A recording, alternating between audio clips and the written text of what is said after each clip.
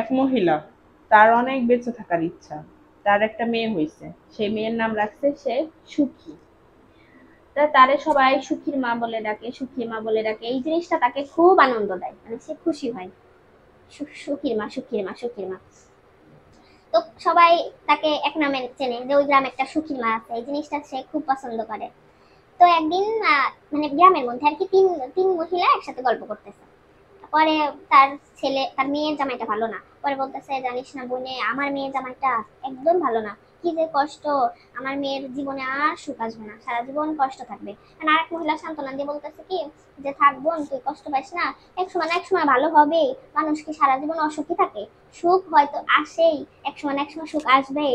পরে মহিলা কষ্ট পায় বলতেছে, কত বছর আর ধৈর্য ধরবে, 6-7 বছর হয়ে গেছে, সুখ আর ওর কপালে নাই, সুখের মা মরে গেছেন। এই তিন মহিলার কথা এতক্ষণ যা বলছে একটা মহিলা শোনে নাই।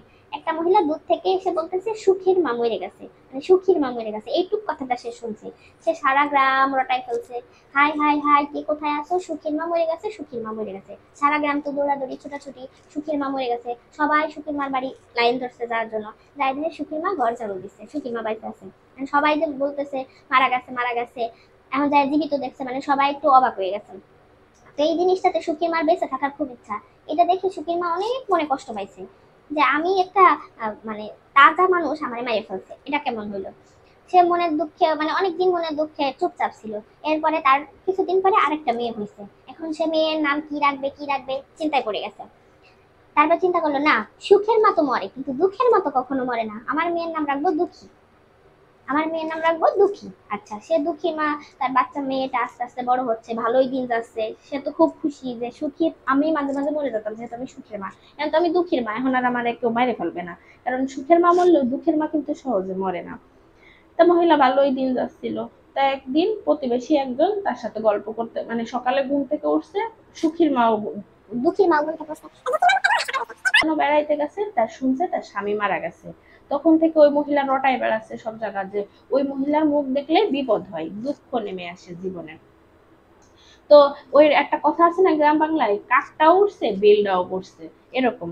তো গুজব গুজব ছড়াইতে ছড়াইতে পুরো গ্রামে একটা গুজব ছড়াই গেল, যে দুঃখীর মার মুখ দেখে উঠলে তার কপালে দুঃখ নেমে আসে।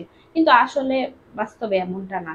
এরকম ছড়াইতে ছড়াইতে ছড়াইতে ছড়াইতে দুঃখীর মার মুখ দেখা সবাই বন্ধ করে দিল।